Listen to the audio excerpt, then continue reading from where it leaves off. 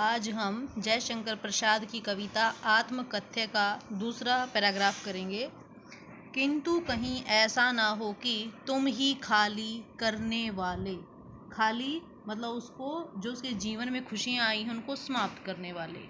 कवि कहता है कि अगर मैं ये बता दूंगा कि मेरे जीवन में जो दुख हैं वो मेरे ही दोस्तों के कारण हैं, तो कवि कहते हैं कि ऐसा ना हो कि तुम ही अपने आप को महसूस करो कि तुम्हारे कारण ही मेरा जीवन है वो खाली है।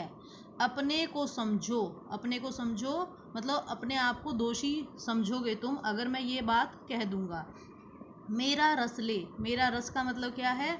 रस होता है मेरे जीवन की खुशी।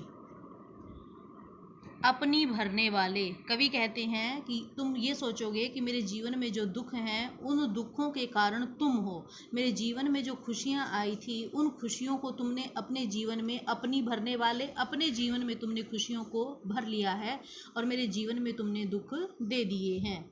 यह विडंबना, विडंबना होती है अपने आप में ये कहा जा सकता है कि विडंबना है कि तुम मुझे आश्चर्य के कारण ऐसा लग रहा है। अरि सरलते, अरि सरलते कि सरल जो जीवन है, तेरी हंसी उड़ाऊं मैं, हंसी उपहास करना, ये होता है उपहास, कि मैं अपने जीवन की जो हंसी है उसका मजाक कैसे उड़ा सकता हूँ, क्योंकि जीवन में सुख और दुख दोनों चीज़ें होती हैं। इसलिए कवि कहता है कि मैं तुम्हारा मजाक कैसे उड़ा सकता हूँ। भूले अपनी, भूले अपनी मतलब अपने जीवन की जो गलतियाँ हैं, जो भूल हैं, उनको मैं भूल जाऊँ। या परवंचा, परवंचा होता है दूसरों के द्वारा दंडित, दंडित होना। औरों की दिखलाऊं मैं, कि मेरे जीवन में जो दुख आए हैं मैं उन दुखों को भूल जाऊं, या दूसरों ने मेरे साथ जो बुरा व्यवहार किया है या उसको मैं दिखलाऊं।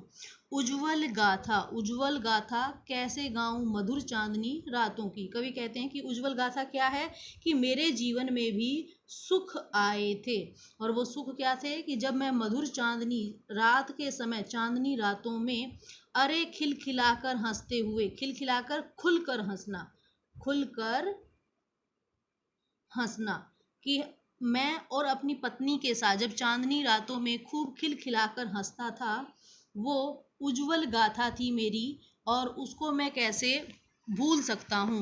अरे होने वाली उन बातों की, कि जब हम खूब खुलकर हंसते थे, ऐसे सुख के उन पलों को मैं तुम्हारे सामने कैसे प्रकट कर सकता हूँ।